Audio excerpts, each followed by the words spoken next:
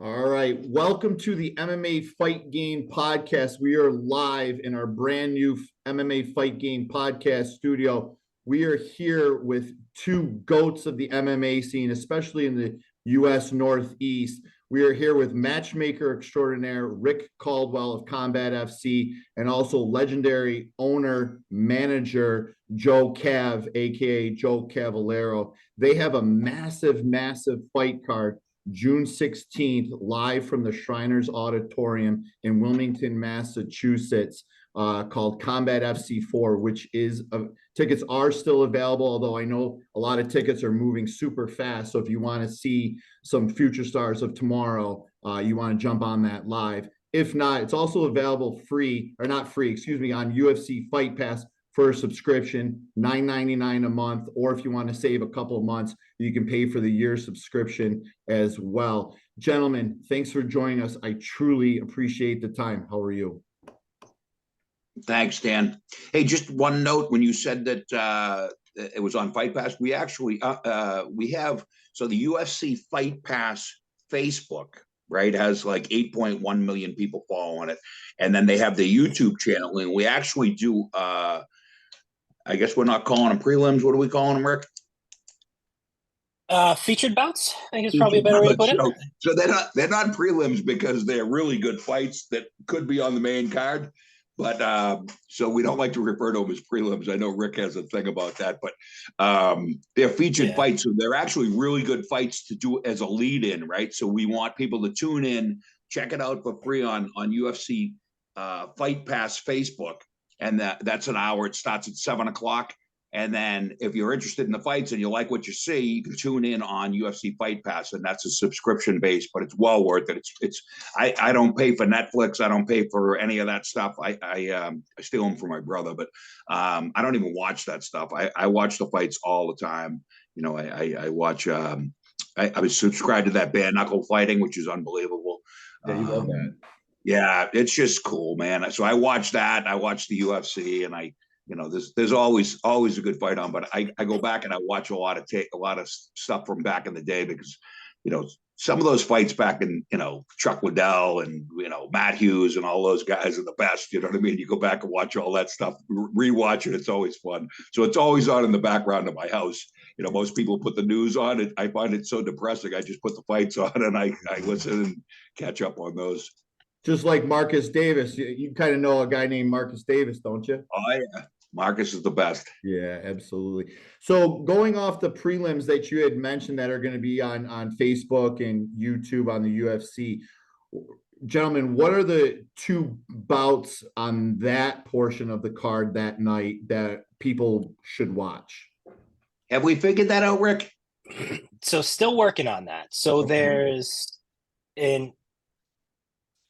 a lot of it in terms of bout order. The reason why I'm smiling is I get asked that question like 3 to 4 times a day. Like, what's the main, hey, are we the co-main or am I a featured bout? Where am I on the card? Am I on Fight Pass? Am I on the Fight Pass Facebook? Like, I don't know. Like, a lot of it is TBD because in many cases it's not so much we take our best fights and put them at the top and then just kind of, run through it from there. What we end up doing is, we have to break things up based on teammates, right? I can't have teammates fighting back to back. Yep. So in some cases we'll have some guys later on the card than they potentially would be if we were just looking at records, because I have to, I got to give them, that time to warm up, with their, can't have the coach warming up 2 guys at the same time, right? So there's some of that stuff we have to figure out. In some cases, like we want to shift some of the better fights to that Facebook broadcast. Like last time we did Reggie Carvalho and Solo Hatley, which that was a fight that, as I was looking at it on paper, that was what I thought was our co-main event. I viewed that as our second best fight, and we ended up doing that for free on Facebook. So yeah, we're still kind of determining it. I can say for sure one thing that I'm leaning heavily towards putting on the Facebook broadcast is some heavyweights because everyone likes heavyweights, particularly heavyweight strikers.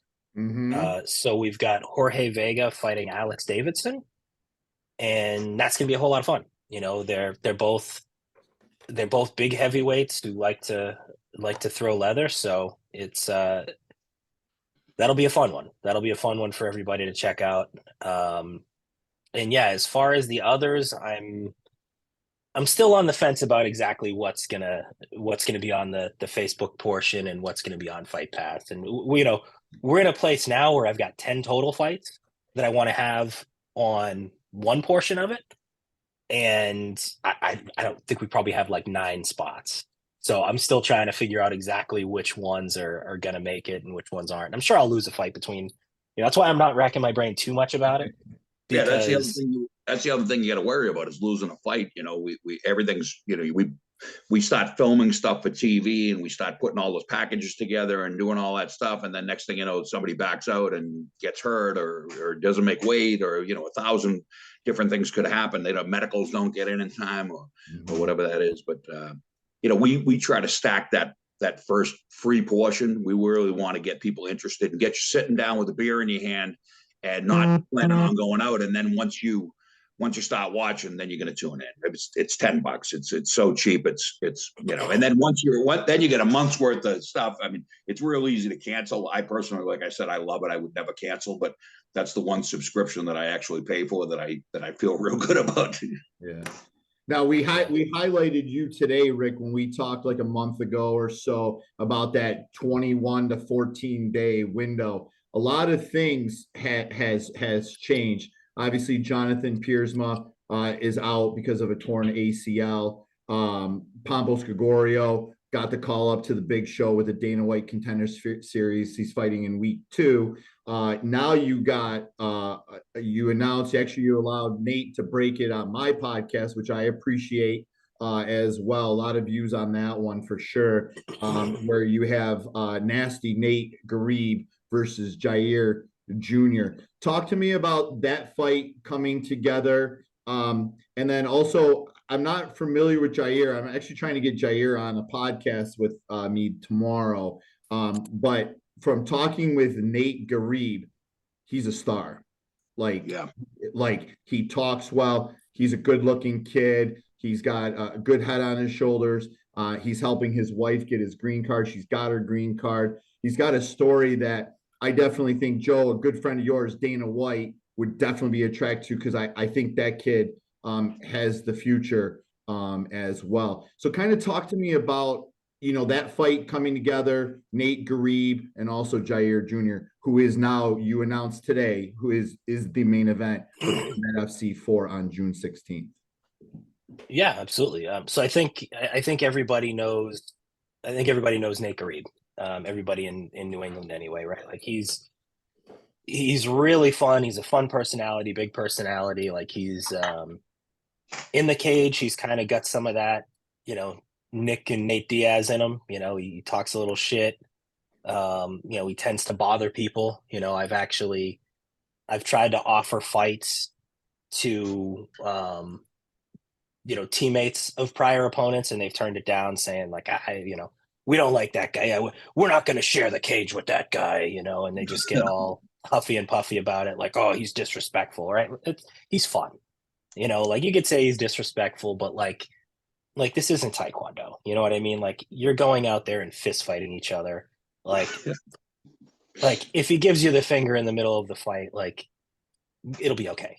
Like let's move past it. Right. So, but he's an entertaining guy, you know, and you know, so it'll be a really fun fight. And in you know, looking at Jair Jr., you know, he's had a lot of fights. He's been in there with some really tough guys. You know, he's got a variety of different finishes, right? Like he's got good jiu-jitsu. So he's got some submissions in there. You know, his last fight that he had, it was a knockout via elbows and punches. So he's definitely got some striking too. I mean, he's definitely not an easy fight. You know, all of his losses have been decisions. So he's a tough guy to finish. And he's fought some tough kids, right? Yeah. He's fought in Bellator. He's fought in Bushido. Like he's fought in some big promotions. Really tough kid. Definitely not an easy fight for Nate. So it's it'll be interesting. It'll be interesting to see. It's 5 rounds, so that changes things. I mean, I think Nate's done that. He's gone 5 before. He's been in. He's trained for those types of fights before. So maybe that's an advantage. Maybe it's not. We'll see. I mean, it's a fun one. I think it's one of those fights that if there was a betting line on it, it'd be pretty close. There's no lopsided fight there. Or and that's what Nate wanted, right? I mean, he was talking about, this is it. I mean, he's hoping he gets a shot after this. And if he wins and wins our belt, the first thing we're going to do is I'm going to call Dana and say, hey, we got a kid that's right on the verge, take another look at him. And hopefully they do something. I can't guarantee that, but I guarantee I'll make the call for him, if these guys are right on the verge. So, and that's what we're trying to do. When we did this deal with UFC Fight Pass, I asked the guy that we put the deal together with. So Dana, obviously, I had talked to him about doing the deal, but there's a guy that runs that organization, right, and runs that division of the UFC. And I said to him, "What does success look like from your standpoint for us?" And he said, "We want more people subscribing to the network, obviously. So that $10 a month, and they want more people that are on the network to actually watch the event." So that they want viewership on that, and then the other thing that they really want is they want guys to come from our organization and go into the UFC. So we're already starting to see that, right? So you see guys like Rico DeShula that started with us, fought one time, and then he's on the Ultimate Fighter. Now, tremendous guy. We got real lucky with him because he's got a real good record, and he came in and took a tough fight, and he got noticed. And Tyson does a real good job with those guys, and he got him an opportunity and the Ultimate Fighter, and now he's got a real chance. Hopefully we'll see him on the Boston card, right? He's a really good guy. He deserves it, but he took a tough fight, and he like that's what you have to do, right? To get noticed. It's not just building your record, and these guys want to see guys that are really putting their asses on the line and taking tough fights. And I think both of these guys for this title are in the same spot. They're both taking a tough fight that could move them ahead dramatically. And we've been fortunate. We've had a lot of good guys. Rick matches a lot of good cards. I mean, jonjones used to fight for us. We've had some, Calvin Cater. We just had some real savages come through our organization. We had Parker Porter, the heavyweight that fights in the UFC. We've had a lot of really, really good guys. And I think Rick's the best matchmaker in the country. And, I'm psyched to have him, to be working together. And he makes these fights, and they're fun fights. They're competitive, fun fights. And I think that was what was lacking in New England for a while, right? We weren't seeing a lot of really competitive fights. And now it seems like every other card is starting to put on really good fights. And, I'm actually watching what's going on. I'm like, wow, there's some pretty good fights out there, And, yeah. Like Pat Casey just took a tough fight, and with Marty Neighbors, that was a really cool fight. And Pat's a really, really tough guy. That was a big step up for both of them, and I love seeing that. I think, Rick elevating the sport here, you know what I mean? We're just seeing other promotions come in and put some really, really fun fights on, and it's pretty cool. Yeah, I love that. Rick has been very generous of his time.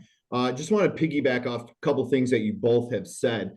Obviously, Joe, you've known Dana White since he was 18 years old.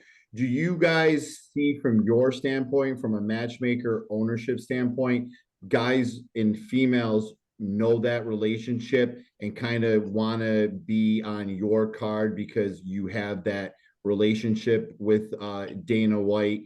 And then also, there's been some rumblings behind the scenes that I've been hearing from the guys that saying that the Contender Series, this season of the Contender Series specifically, there's a lot of spots that have yet to be booked. So you're seeing a lot of guys in the divisions at 135 pounds, 145 pounds, scrambling to fight in June to get noticed, to get on those cards. Do you guys see that as well? And then obviously, the Dana question. Yeah, so the Dana question, I don't know. There's a whole new generation of guys out there, right? I think everybody knew that I had a real good relationship with him and that we were buddies, 10 years ago when we used to do fights, right? So, all those guys kind of knew, Dana came out to the fight one time and just did an appearance for us, which was unbelievable. That was in 2008, and we did 4,000 seats, basically based on Dana's name, just he brought out the world, right? We put him on billboards and all kinds of stuff.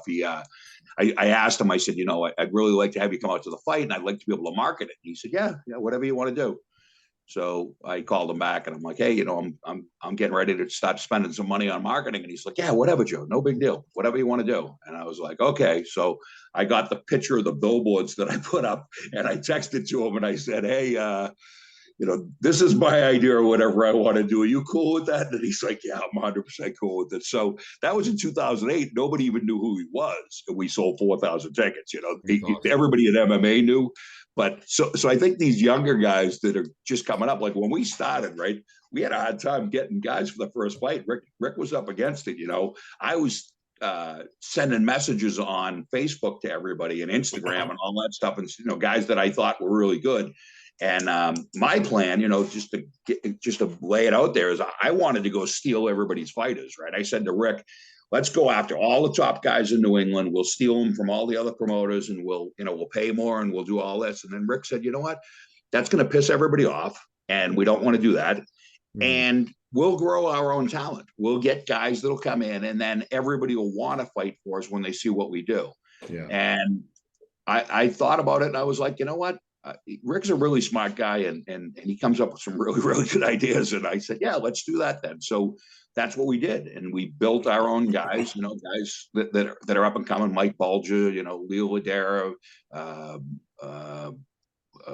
Jake Pilla, guys like that are starting to become stars, right? And they kind of capture this New England market, and then we kind of go from there. So back to the point about Dana, when I was reaching out to these guys, they didn't know who we were. They didn't know that we were going to try to do a real show, and that, that you hear just another guy coming in trying to do a promotion. So I would say to them, ask the oldest guy in your gym whether they know us, and that's what would happen. They'd say, oh, my coach said, you guys, knows you guys, you're all right. So we would get guys because of that, but it was difficult. I mean, Rick will tell you, it was tough to get guys. Now we're getting that choice of guys, all the guys that want to get to the next level, that want to be seen on TV, because this is where they look. Like I said, when I had the conversation with UFC Fight Pass guys, they're like, this is what we want. So if you're out there and you hear this, and you're not getting any traction, getting into the UFC, and tagging Dana in a post and saying I want to be on the Boston card isn't going to do it. It's you got to fight. You got to fight in front of them, and you got to take tough fights. And I just think Rick's doing that now, right? We're starting to see all the really good matchups, and we're starting to get guys that we really wanted, or I really wanted in the beginning, and now they're attracted to come to the show and be part of it. And we're a team. Like me and Rick, we do this together, and we have a group of guys that come in and work with us. Like the days of the event, we have the same team that we've had, but it would be nothing. We'd have absolutely nothing. It'd be me and Rick standing in an empty arena with the other guys that work with us if it wasn't for the fighters, and now we're starting to, these guys are coming on and they're joining the team and they're being part of the brand. And it's awesome. It's just really, really cool. So, yeah. I want to add a little bit to that too. Just a few different things. So it's still a challenge. Like, I'm still not getting everybody that I want. I'm getting a lot of guys. You got a name, Rick? No. So because if they don't fight for me, fuck them. I act like they don't exist. That's how it works, right? Like if they don't fight, if I sign the guy, I'm pumped about it. Yeah. But if they were fighting for somebody else and refusing to fight for me, I think I don't know who they are. Like, that's just kind of promotion 101, right? So but it's like there are still guys that like, for me, it's not even necessarily about like wanting to get these guys one time or wanting them to, like, wanting us to be their preferred promotion. It's really like I'm trying to find the easiest way to put this. Like, I want to make sure that we run a high quality show with high quality talent, but I also don't want it to be something that we have to agonize over. right? So when we find, when like if I'm looking at the September show, if I can off the top of my head say, all right, we're gonna have 6 fights on Fight Pass. We're gonna have 3. We're gonna have 2 on Facebook and 1 that's gonna swing between the 2, depending on how fast the Facebook thing goes. We got 9 guys that we're gonna have in some TV slot. It's really good when I can look at it and say, okay, I know who 7 of those 9 guys are going to be. That's what makes, because it's hard enough finding people to fight these guys, right? And in Jake Pilla, I'll use him as an example, right? Like, we initially had a fight that we were targeting for him, and the opponent liked the fight. This was a guy with a good record. It was going to be a big step up for Jake. Timing didn't work. The guy couldn't make the fight work. And then we actually had Jake booked. This was a fight that fell apart before we even announced it. We had Jake booked against Chris Dissanel, who fought for the title on the last one. Which again, that was going to be another big fight for Jake. Chris is a big step up. And then Chris, ran into some sort of, I don't want to talk about what the guy's injury was, but some sort of injury that required him to pull out from the fight, right? I don't know where he's at currently. I've tried to check in with him, but yeah. So I don't know. I don't know how soon he's going to be back. Hopefully soon. And then as we were trying to get other fights for Jake, there were 2 different guys that guys that fought on Contender Series. There was a guy with a 7-2 record that Jake had ready to accept. We were about ready to book that fight, and then it turned out that the guy was concerned about not making weight in the time frame that he had. So that fight fell through. And then there was another guy from Contender that was Jake didn't quite accept that one yet, but that was the fight. It was okay. I'm thinking we're going to go this way. I got to talk to my coaches. And then that guy ended up, coaches aren't going to be available that weekend. Right. So the point I'm trying to make is, even if you know which guys you're going to have, like, even if you know a handful of guys that are going to be on the show, it's still fucking hard. Like, it's still hard to find people to fight those guys in the type of matchup you want, right? Like, and when I say that, like, I'm not talking about getting them an easy fight. I'm talking about, I'm sure you see it in the, you're a New York guy, right? So, Gregor Gillespie left, just decided to, like, initially was taking some time off and then just kind of retired without anybody noticing, because he was getting pissed off because he wasn't getting fights with guys ahead of him in the rankings, and he was being asked to fight guys behind him. So, there are guys that do that all the time and they turn down those fights. So is that it's really, is that I mean, I'm assuming he's retired. He's what, like 38 or something like that? Like, he hasn't fought in 3 years. Like, I don't know. He actually graduated from my high school. He's from Webster, New York. That's where I grew up. I was born. Oh, wow. I was born and raised. So he's all over the walls there. I know he fought in Rochester on a UFC card, but that one knockout that happened to him against Kevin Lee. Yeah, of course that happened in his hometown, huh? It didn't happen. That sucks. He won. No. Okay. He fought in Ithaca or Utica. Excuse me. I'm wrong. Got it. Yeah. So in New York, and he fought. His last fight was May 8th of 2021 against Diego Ferreira. But okay, yeah. So it's been 2 years. Yeah. So I was a little off on that. And who knows? Maybe he's not retired, and maybe I'm just I was under the impression he had stepped away for good. But not to cut you off. But here with Nate Garib, who's your main event opponent, he's like, I just want to fight. And like, I don't care who the opponent is. I just want to fight. So that's got to be a guy that you potentially always want, because regardless of what you put in front of him, he's going to say yes. Yeah, it makes it a lot easier. Yeah, if guys are willing to say yes, and it definitely makes it easier. And I guess where I was going with it a minute ago, like, there's not that, like, Jake's at a point now where he's like, all right, I'm 3-0. I want to take that next step up. The guys, it's not the joke I usually make is like, this isn't Mike Tyson's Punch Out, where like the contenders are there and they're always willing to, they have to show up and fight, right? Like, there's not a lot of guys who want to be the stepping stone for the 3-0 prospect, right? So I guess my point is, I'm talking as too much as usual. If I know that, okay, I've got 7 guys that I want on my next card, it's still hard to find them a fight. That's still a challenge, but it gets even harder if I only know, all right, I've got 3 guys that want to fight for sure. So, so my next card is going to be, of my 9 fights that are on either Facebook or Fight Pass. Yeah. Of those 9 fights, it's only 3 guys who are coming our last 2. Like, it just gets harder and harder to do it. And it's like, it creates a whole lot more work for me. And it's also, one thing that we did well before is we used a lot of the same guys, and you could just see, like every time they fought, their following got a little bigger and bigger.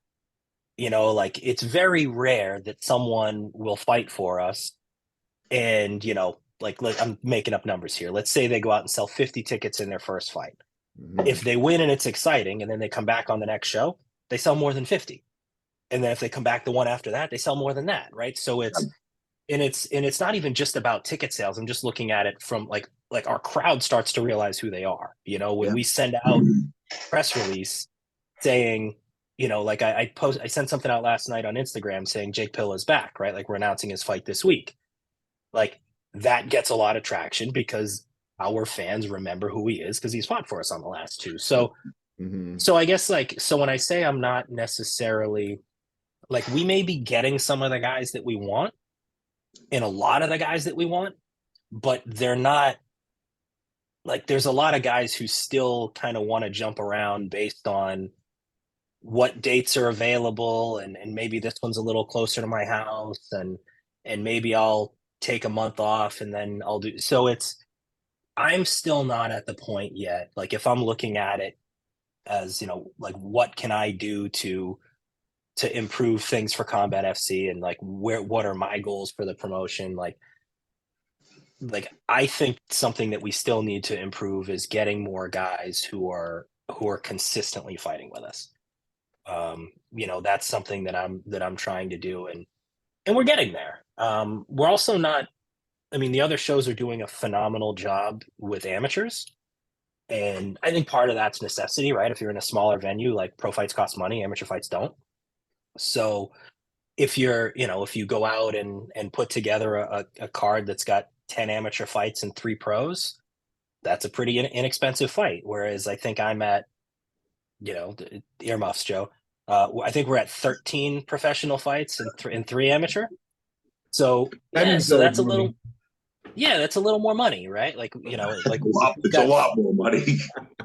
Right. And even if we look at some of the other guys, some of the other shows that are primarily pro, they might have 7 pro fights, right? Like, they, even if they've got a Fight Pass card, they might throw 6 fights on Fight Pass and have a total of 7 pro fights. We're doing double that, right? So it's I can't even remember where I was going with that piece, but yeah, the amateur thing. Yeah, so we're not getting nearly as many amateur fighters.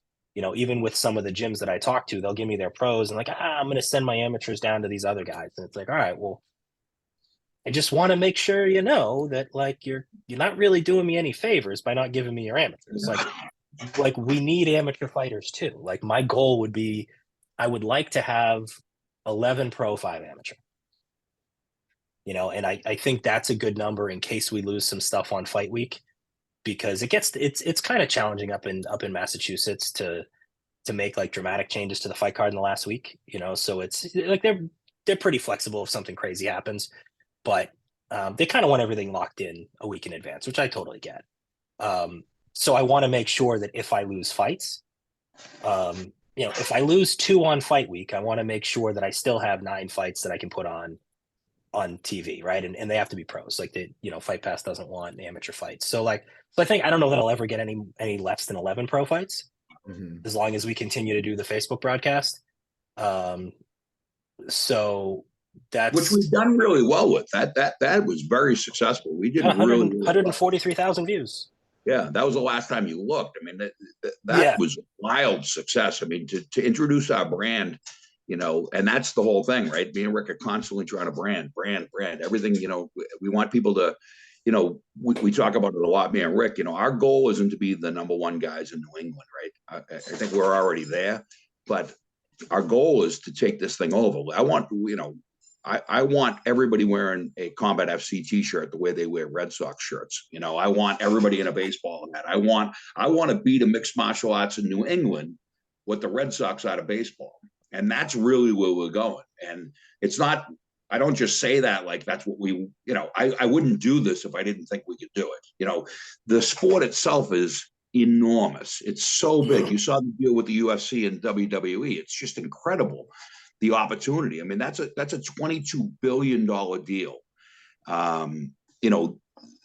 Like there's some huge opportunities. And, anybody that's looking to advertise to 18 to 54-year-old men, like this is it. We're in 200 countries around the world.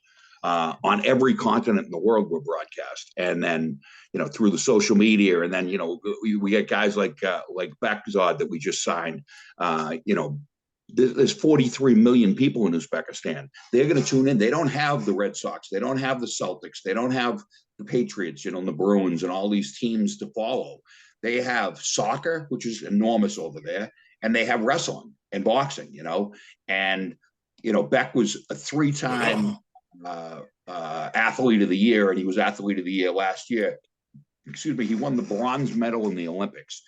Give you an idea of how high level that is, and I'm sure you guys know, but just for people listening, they signed Bo Nickel. He's a D1 All-American. I don't know exactly what all his credentials are, which is tremendous. It's an unbelievable accomplishment. But compared to being a bronze medalist in the Olympics and beating Jordan Burroughs, who's arguably the number one wrestler in the world, it's a completely different level. And Beck's a guy that's really marketable, right? He speaks English perfectly. He's the assistant wrestling coach at Harvard University. He's a really super nice kid. And he's 5-0 as an amateur and 6-0 as a pro, and nobody's got out of a fight with him. He's either submitting guys or knocking them out. So he has a really fun style. He doesn't have that boring wrestling style where he drags you down and then lays on you. He drags you to the ground, throws you on the ground, gets on top of you, starts pounding on you, then lets you back up, and then does it to you again. He's really an exciting fighter. So, this thing is going to grow. I guess the point of all that is it's going to grow. We're touching markets that are completely different, and it's not about being the biggest guys in New England. Me and Rick, that's not our vision for this thing. Our goal is to take over New England and start selling out bigger and bigger venues, and then moving to other locations, and taking over, New York, and then taking over. I think we're going to skip Philly because we have a relationship with the guys from CFFC. I'm friends with Rob, and he's been really good to me over the years. And they have that market, and I don't think it makes any sense for another brand on Fight Pass to be down there. So we'll probably skip that, but we'll go to South Carolina, North Carolina. We'll go down to Atlanta. I have a buddy of mine that does a show down there. We'll partner with him. We'll go to Tampa, Florida. We'll go to Miami, and then we'll start moving west. And we're going to grow this thing. The goal is to start. One of the goals is to start taking a salary from me and Rick, which is this is a labor of love at this point. We're moving around a ton of money. We're literally moving around a shitload of money, but we're not keeping as much of it as we'd like. We're going to grow this thing and do it full time and get health insurance and all the things that we want, and then provide the fighters bigger and bigger opportunities, because the more the brand grows, the more opportunities we have, and we start bringing guys in from everywhere. So, Rick sells technology and at the highest level, and we need to be able to get to a point where our company can fund his salary, which is a big number. And I'm not going to say it because I don't think we're going to everybody know what he makes, but he does very, very well. So we got to come up with a lot of money to make this thing work. But we're there. Like, we started with 1,300 seats. We went to 2,500 seats, 2,000 seats. Then we went to 25, 2,800. We're hoping to do a little bit more this next show. And then you start looking at bigger venues, right? You look at the 5,000, 6,000 seat venues, and you start filling those up, and the more it grows, the more people that know about it. There's no shortage of fight fans. There's absolutely no shortage of fight fans. It's enormous. The UFC, they'll sell out the minute they go on sale. They'll sell the entire garden out, 18,000 seats, they'll sell in a minute. And we're Boston's brand of MMA. We are the number one show without a doubt. And that's not a knock on anybody else. I go to the other shows, I go to Calvin's show. I love it. I go to them to see. Yes, I have a fun time. I'm friends with those guys. I don't get down to Mike's show too often just because it's so far away, but I've had fun down there a bunch of times. They're all really good shows, and they're all, my philosophy with this thing, I guess, after Rick talked me into not going after everybody's fighters, but my philosophy is, we could all coexist with this thing. Like, I don't need anybody else to do bad for me to do good. We don't need, we just don't need to compete with anybody. We're not at that level anymore. It's already taken off in 3 events. We've in the years amount of time, Rick has been able to create this crazy fight culture, and all the people coming in and competing with us, and we're really starting to grow the brand. And I think we got this monster opportunity. I'm pumped about it. I couldn't be any happier. Yeah, going back to the business side of it, I know. So I work pretty close with an amateur fight organization here in New York, Full Contact Promotions. The reason they haven't ventured in to the pros, they've done pros, but the cost of doing business in New York State is absolutely crazy. It seems like Massachusetts, you guys are putting on cards, quarterly or, every 3 months or something like that. It seems like it's more conducive to do it. That kind of goes in, you hear all this conversation about like fighter pay, but I don't know if everything is put out there, like what you promoters, you owners have to go through for insurance. Like, I heard some staggering numbers, like $20,000 per fighter for insurance in New York State. I could be off on my number there. I think that's a real high number, but I think to do a fight card out there properly and to do it on Fight Pass, I think we'd have to spend about $40,000 on insurance, from what I can tell. Mm-hmm. And when we're done with this fight, that's my first conversation, right? When on Monday that week, I'm going to start calling the commission out there and introducing myself and having some conversations about what exactly it's going to take to break into that market. And we might not be able to do 4 shows there. We might be able to do 1 to start, 2 to start. Excuse me, but I think it's key for what we're trying to do, right? And we're talking to investors / partners to come into this thing to bring a ton of resources on the other side that really grow this thing. And I'm not trying to compete with the UFC. That's not my goal. My goal is to establish ourselves, and we were already done it in New England, as the premier brand under the UFC, right? So if you want to fight the UFC, we're sending guys to the UFC in a very, very short time, so that's going to grow and that's going to get better and better. But we want to be able to do that on the whole East Coast, and then when we get the East Coast captured, we want to start moving west. And I just think, we have to go to New York. We have, that's part of the plan, right? We have to go out there. We have to, even if we lose money on the shows, we have to be able to show, these people that we're dealing with, that we're talking to in conversations with, that there's a real business model to grow this thing in another market, right? And New York is obviously right up the street. So, and I think there's a huge opportunity there. I don't think there's a ton of money to be made there. That's not the point. I think we go there and we, if we can get close to breaking even, and capture that market, and then show people that it's duplicatable. I think we're in a really good spot. And the more we make, the more we can pay fighters. We're guys are making decent money with us. I mean, between ticket sales and fighter purses and all that stuff. What do you think, Rick? Guys are making $10,000 a fight, right? I mean, maybe a little bit more. So that's okay. Yeah. There's definitely guys that are getting up in that range. Which, I think one of the things that I want to mention on fighter pay, I mean, I think there's a perception, like I've talked to a handful of managers who are like, oh, we got to fix the fighter pay, and fighter pay hasn't increased in a decade. And I'm like, what the fuck? It hasn't. Like, what are you talking about? Like, and they don't see, like it's, I mean, we had guys headlining our shows 10, 15 years ago for like $400 to show, $400 to win. And now our pro debuts are getting more than that. Right. So like we've got, and it's like fighter pay has literally tripled.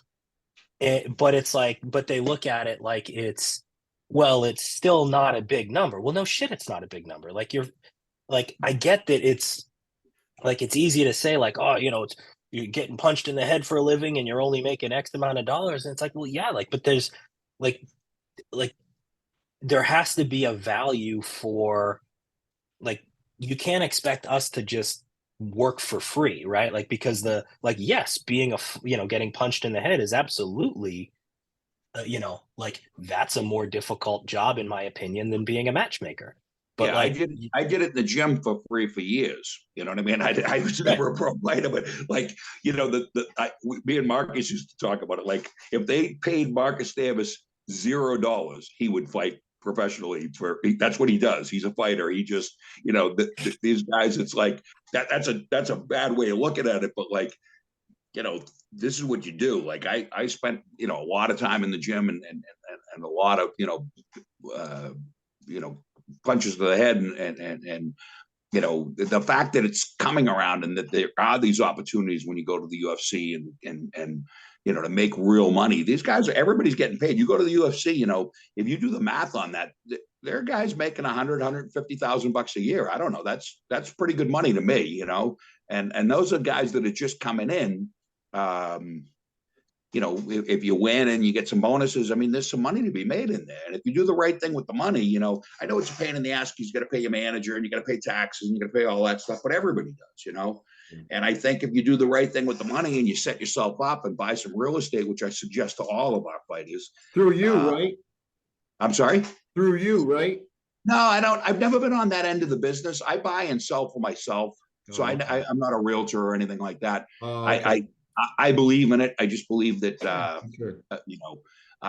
when I talk about doing real estate stuff for the years that we were off, that's just buying, a property here and there and not on a big way at all. I'd love to be bigger than I am, but I just, I look for a deal that makes money and then I try to buy that. And then, I think the money in real estate is when you buy, you know what I mean? Not when you sell. But I just think for these guys that are in their 20s, like take some of that money and put it in the bank and get a down payment for a multifamily house and buy the house and have it pay for itself. And if you did it right, if you're 20 years old, when you're 50, your house will be paid off. Somebody else will have paid for it and you'll own the house outright. And all that money coming in will go right into your pocket. And if you could do it where you bought a house every couple of years, when you're 50, when you're 52, another house would be paid off and all that money would come in. And if you can just delay the gratification of, buying new cars and buying all this craziness, I don't want to get on a tangent, but when I had a management company, that's what I would talk to the guys about. I'm like, we have to plan for the future and the guys that fight for us, I'll sit with any of them and talk to them about this stuff and how to grow their kind of get it, because the money goes, you know what I mean? Whether you save it and you spend it, as well as anybody, you're old enough to know it goes away. Yep. And then you get to be my age and I'm 58 years old and I'm lucky, I got a little bit of property and I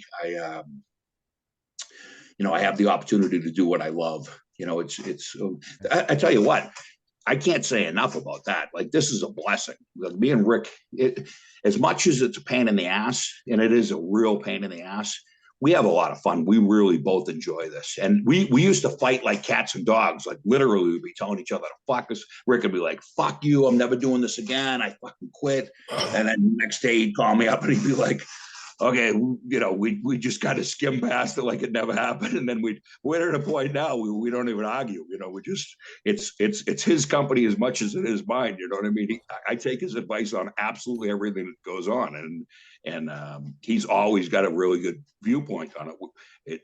I think between the two of us, we complement each other. He's real good at the detail stuff, and I'm real good at the idea stuff. And as we make more money, we're going to start plugging people into positions. One of the things I did with this fight is I started writing down the logins to all the things that I do, the dates that things need to be done, because I don't love the operations end of it.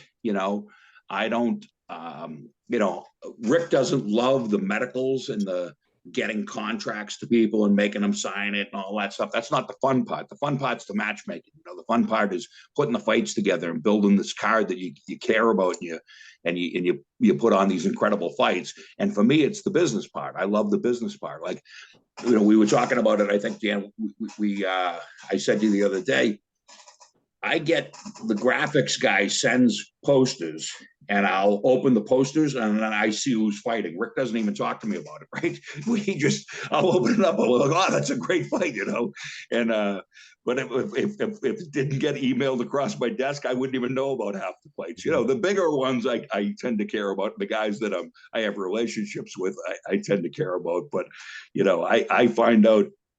That's Rick's gig. That's he runs that whole side of the business. I got enough stuff I got to worry about. He's got enough stuff he has to worry about. But, the goal would be to get somebody to do the medicals, right? To handle all the contracts, to do that kind of stuff so we can. And I think the bigger we grow and the more shows we do, we're going to need that. And I need somebody to do the operations that to do all the stuff that I do that takes time day to day out of my going out and selling sponsorships and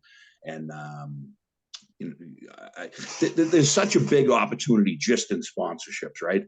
Oh, I mean, anybody that wants to get in front of 18 to 54-year-old men, like, nobody watches TV anymore, right? Nobody. I mean, I'm 58 and I don't even watch TV anymore. I watch everything online. If somebody's interested in getting to that demographic in something cool, this is it.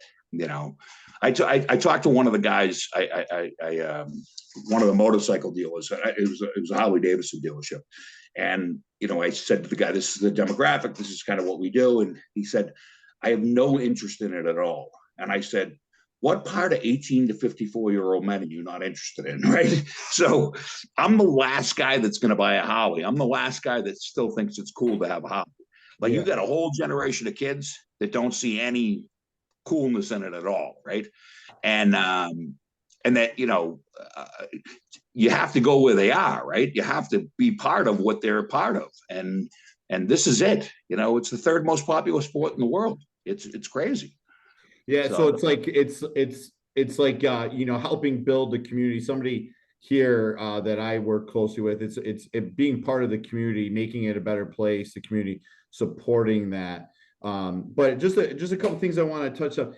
I think with the fighter pay, it's the issue that the UFC and your friend Dana White has done so well to get the UFC out there, that there's so much money out there. But I keep saying there's a business to run, there's shareholders to run. I know the fighters put it out there, but then I ask the question, without Dana White, without the Fertitta brothers, what are you doing? We'd have nothing. We would have nothing. And it's not because I'm friends with Dana. Yeah. The guy is a savage. He literally put this whole thing together. And he did it with the help of a lot of people on his team and a lot of the media, the guys that are out there that were writing about it when nobody cared about it, and guys that were paying their own way to shows and doing what you're doing, like getting out there and actually talking to people and growing interest in it. Like, we couldn't have done it without them, right? And Dana's like kicked down doors for everybody. I mean, I was telling somebody the story the other day, and they're like, well, why did they pay so little for it? It's like $2 million. When that was 20 something years ago, $2 million was $2 million still. It was a lot of money. And nobody would talk about the fights. When you tried to explain to somebody what it was, you'd be like, okay, so they'd say, okay, well, how does it differ from boxing? And you'd say, well, there's jiu-jitsu. And they say, well, what's that? Well, like choking and, arm bars and everything. Well, what are you talking about? Are you making this shit up as you go? Nobody wanted to be involved in that. And, everybody forgets this part, and for years they had to fight it. Like, it was banned in every state, right? I think there were 2 or 3 states that they had to, Dana had to go talk to every commission, and Mark Ratner, Mark Ratner was the head of the Nevada State Athletic Commission. So Mark was a guy that had, the respect of the boxing community, so you could have those conversations with people. But, it was banned on pay-per-view. The UFC, MMA was banned on pay-per-view. You know what's on pay-per-view? Porn. It was one step below porn. That's what they thought of it. And, you don't never hear that anymore. You don't hear about, the hours and hours and hours they put in, as a group, and the marketing guys and the people and the interviews and the shit that they had to go through just to get, and they were selling less tickets than we sell now, and trying to make a living. So without Lorenzo and Frank and Dana, doing his thing, none of us would be talking about this, it would just be completely different.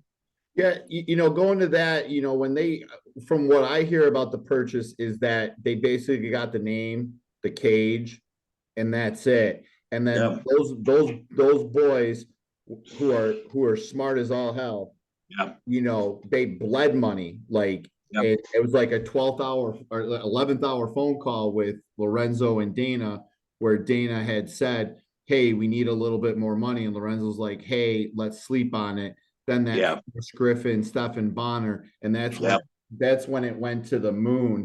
They had to make one last bet, from what I understand. I wasn't there for the conversations, but I've heard Dana talk about it enough. They were at the point where they were like 30-something million in the hole, and they had to make a decision whether they were going to do the Ultimate Fighter, and they had to pay for that. That was a time buy. They actually bought the television time, and they had to make that decision whether they were going to bet another $11 million on it. So I went to a fundraiser one time when Frank and Lorenzo's dad was alive, and we sat at a table together, and he was telling me the story. He said, Joe, I've been blessed. He was a super, super nice guy. He passed away, but he said, Joe, I've been blessed. He said, I started with a bingo hall. And he goes, I worked there. And then, he wound up buying the bingo hall somehow. He financed it and grew it into something. And then he grew that into something else and that into something else. And the last time I saw the station casinos, I think they had 18 casinos. So they've grown, Frank and Lorenzo on the Forbes billionaire list. They are really, really sharp guys. But the old man was telling me the story, and he's like, Joe, they paid $2 million for this. $2 million is $2 million. You know what I mean? We've been blessed. He goes, thank God we have it. He said, but it was, we thought it was crazy. And then next thing we were $5 million in the hole, and then we were $10 million in the hole. And, and I'm thinking to myself, these kids are really bright. They do a really good job of what they do, but, is this really the right thing to do? And then they were 15 million in the hole and 20 million in the hole. And then he said, we're like the laughing stock of Vegas. Like, people are seeing what we're doing and saying these guys are fools. The other casino owners and the other people that are respected out there, like, what the hell are they doing? This just makes no sense. And, I guess the old man had to have the conversation with them and say, where are we going with this? Like, at what point do we stop bleeding? And they doubled down, and that Forrest Griffin Stephan Bonner fight launched the whole thing. I was at that fight. This was Dana's father or the Fertitta? No, Lorenzo and Frank's dad. Oh, Mr. Fertitta. Okay, yeah. He was a really super, super nice guy, but he was telling me the story, and I was like, he said, we've been blessed. He goes, my family's been blessed. He goes, we but it's still real money. Like, it's, you get to a point where it's $20 million is $20 million. I don't care how much money you have. It's still a real, and everybody just thought they were crazy. And they were crazy like a fox. They knew what was going on. Yeah. Now, going back to, what Rick had mentioned about, 10 grand. Are the guys getting 10 grand to show, or is it 10 grand total? No, by the time all the money comes in, they wind up with $10,000 between ticket sales and purses and show money and win money. And then just, we do some bonuses. So like, Sweet Heel does a bonus with us, and Pro Warrior, Jan Oliveira does a bonus for the guys, which is really nice.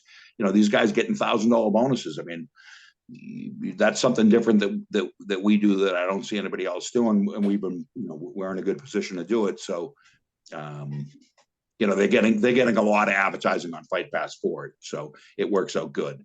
but it's it's nice. It's good to make an extra grand. I'd like an extra grand. You know what I mean? I'd be happy if you gave me an extra 1,000, right? Rick, how about you? I would enjoy that. Yeah. Now, you guys allow fighters to, sell, shirts, sponsorships on their shirts. I know Nate Garib had a post with his manager Christian Rodriguez. They're able to sell sponsorships and stuff. And being in that premier spot, I mean, what you guys are building, that should drive some cost up and some sponsorship dollars in their pockets as well, right? Yeah, you can get another $15,000 in sponsorships. I haven't done that in a long time because I had the management company back in the day. But the fact that it's in 200 countries around the world, man. Anybody wants to get their product out, reach out to us and we'll hook you up with the fighters. We can hook you up with spots in the cage ourselves. But especially with the fighters, anybody looking to get their brand out there, it's a very, very cost effective way. And we got plenty of stars. We got plenty of guys that are in that position. Now, one thing I want to add to that too, though, some of these guys crush it. Like some of these guys with sponsorships. I mean, I've talked to some fighters that do 10 grand on their own in sponsorships. Yeah. Right. So if they're doing big money in sponsorships, and they're doing some ticket sales, and they're getting their show money and win money, and then next thing you know, they go out and fight 3-4 times a year. There are absolutely going to be guys that, that are going to make more than $50,000 this year fighting locally. Yeah, a lot more. I know I'm kind of lowballing it. I guess the perception from a lot of these other managers, and I don't want to go off on this whole fighter pay tangent. You guys got me for about 7 minutes, and then I've got to go pick my son up. So the fighter pay thing, a lot of the managers are looking at it oh yeah, these guys aren't getting paid shit, and it's stop looking at the whole thing the relationship between the promoter and the fighter is not your only source of revenue, right? Your show money and your win money is not your only way to make money. It is if you're not tickets, grow your social media. Not our show that's televised. The guys that are fighting on shows that aren't televised, that doesn't make any sense to me. I don't understand why guys would take tough fights on shows that aren't going to be seen, and there's no opportunity to sell sponsorships. It boggles my mind. Like I said, I let Rick deal with all that, but it's just I can't. I see some of these guys that I'm like, you're literally on the verge of the UFC, and nobody knows about you because you're not fighting where anybody sees it. It just right. I don't know. Yeah, no, I definitely get that. I think the big thing is that these guys are seeing the profitability, but again, you touch base on it, what these guys went through. It's kind of hey, they're just seeing, they're not seeing the outside picture with the business standpoint, where you gentlemen are part of that. Do you guys agree with that Francis Ngannou deal? I don't even know what the deal was. And I mean, that's the type of thing that so there are some things that there's some things right off the bat that the UFC was never going to agree to, right? When they were talking about, he wanted the ability to sell sponsorships in the cage. You can't do that, right? Because if you give that to him, then all of a sudden everybody can do it. And then how do you make that work? The UFC has a canvas with all these logos sold. They have those relationships already. How do you go to one of your longtime sponsors and say, we need to remove you from the cage because Francis is fighting this weekend and he sold a logo? You can't fucking do it. It's a non-starter. Yeah, that was one. He wanted to be able to sell logos in the cage. The boxing thing, again, that was a little different too, because it's not like with Conor where they said, we want the ability to box, we want to promote something together. Francis was saying, I want the ability to go take a boxing match. I want to be able to go do something outside of the UFC, right? My company would not allow me, my day job would not allow me to go sell. And again, boxing in the UFC, they are somewhat competitive, right? They're not necessarily direct competitors, but my company would not allow me to go sell someone else's software, as a part-time gig on the side that competes in the same industry. They just wouldn't, right? So there's a whole bunch. He even said it wasn't about the money. So as soon as you start trying to force the UFC to change the way they do business, it's just never going to happen. If they've got 500 guys on the roster, they're not going to change the way they do business because you're not the only guy asking to be able to do boxing matches or to be able to go do something else. If they start letting you do it on your own, they gotta, that's something that they got to negotiate with everybody. And if, same thing with the logo placement, like you can't make exceptions like that for one guy. Like if you want to pay a guy more, sure. But as soon as you change your business model, it's just never going to work. And I mean, I don't know what the hell they actually got from the deal, right? Like they said that he's the CEO of PFL Africa. Like, so I guess if they do an event in Africa, he's going to be like, he's going to be in charge of that. Like that could be really cool if they bring the PFL to Africa. That'd be awesome. But I don't know if that's something that, I mean, we'll see if that ends up being a real thing or if that's just kind of a title that they gave him to sweeten the deal. Mm-hmm. I think it's very odd that he signed the deal in like, was it May? Right? He signed it in May 2023 and said that his goal is to fight sometime in 2024. Right? So it seems odd to sign a guy and say he's not going to fight for a year. So I don't know. I mean, it's great for Francis that he got the money, right? It's great for him that he got what he wanted in the deal. I just don't. It just seemed like a really weird deal to me, right? Like I don't know why, if you're the PFL, you would, like it seems like they went way above and beyond. Like when a lot of other promotions were just, I mean, ONE FC didn't even bother to give him a final offer. They were just so far apart that they said, "Never mind, we don't want to be in the Francis Ngannou business." I don't know.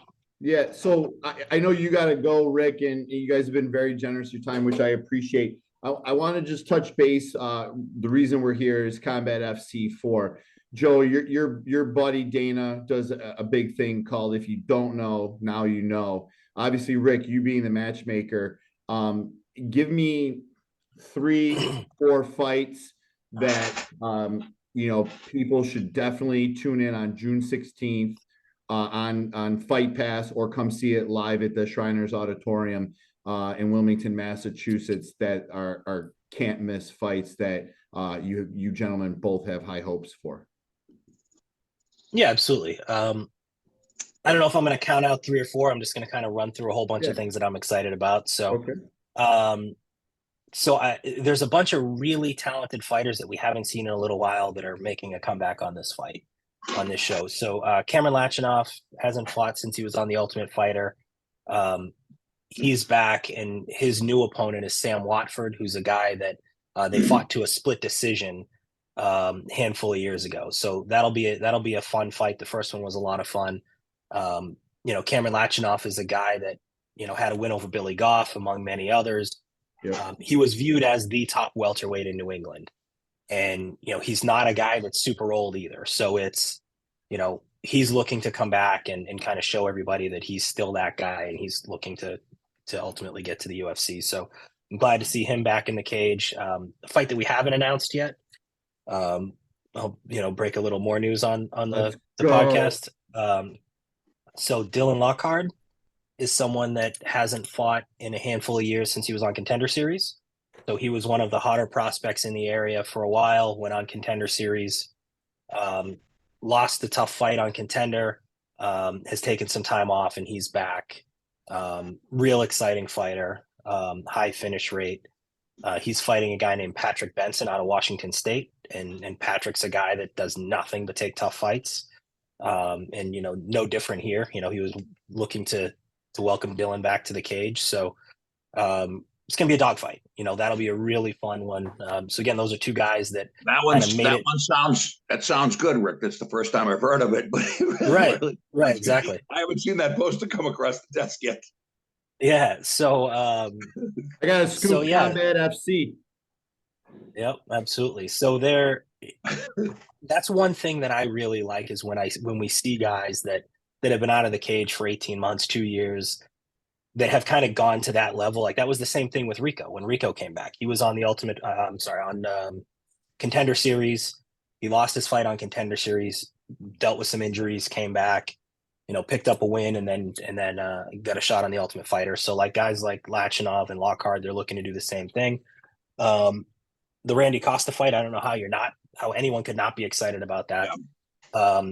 Randy's fans are crazy. Like they're so fun. Like he brings in a ton of fans with a ton of energy, and they'll have like cardboard cutouts of his head. You know, they get crazy. Like they're a fun bunch. Randy's a really fun guy, really exciting guy. I mean, he loves to kick people in the head. So, it's always fun when Randy's fighting, and he's fighting a tough guy from Florida, Carlos Espinoza. So yeah, that should be another fun fight. One that I think is flying under the radar. It's probably my favorite fight on the entire show. And every time I say something like this, like I haven't been wrong yet. When I say that this is my favorite fight on the show, it always ends up being a good one. Last time I said Jared St. Jean and Sahib Jackson, and that fight was absolutely fantastic. Aaron Trissell and Sage Philippe. That fight is going to be fucking phenomenal. Both guys really exciting, really hard to finish. That's gonna be a war. They're gonna go at it for 3 rounds. I'd be shocked if that fight doesn't go the distance. And Aaron Trissell fights out of Mark Delagrati's gym, right? Yes. Yep, he fights out of Delagrati's gym, and Sage is out of Whitley's boxing. So his really good hands, really good wrestler too. The brothers were pro boxers, the Whitley brothers. They were tough kids. They were they're twin brothers, right? I think they're twins, or they're real close in age. But they were good guys. I actually saw them at the Contender Series when the Contender Series was Sylvester Stallone and Sugar Ray Leonard doing the boxing thing. Okay. I saw them at the tryouts for that. I brought down Marcus Davis to try to get in the boxing show. That was right before he went the Ultimate Fighter, so it was pretty cool. Yeah, it's an OG. Well, gentlemen, I appreciate the time. I'm going to pause the recording in a second, but I really want to thank you guys for the time. I know Rick, you had mentioned to me that I got to run. I'm not sure if I was going to come out, but you guys have been so generous, and I'm definitely coming out. I'm also going to hopefully bring out the #1 amateur heavyweight and Nat Kaba out to meet you guys. Oh, awesome. and see the promotion on June 16th from Wilmington, Massachusetts. The fight is available on UFC Fight Pass. We'll do some more, but I truly appreciate your gentlemen's time as well. Just sit tight and I'll come right back. All right, guys? Thanks for having us. Yeah, thanks for coming. Hold on a second. So I got to run though. I'll catch up with you guys later. I gotta jump. Okay, I'll talk to you, Rick. Thanks, buddy. Yeah. All right, Rick. Appreciate it, buddy. Joe, that was awesome, my man. Yeah, good stuff. I could do that for hours. I love talking fights. Yeah. I could do that, and especially with Rick because he's interesting. You know what I mean? And we really run it like we said. You know what I mean? He runs all that stuff. I didn't even know about that fight with the kid that he was saying is coming back from 2017. I don't know about any of it. I just don't. It's not my business. It's not. Yeah. I got enough stuff I got to do, right? So it just I do the best I can, right?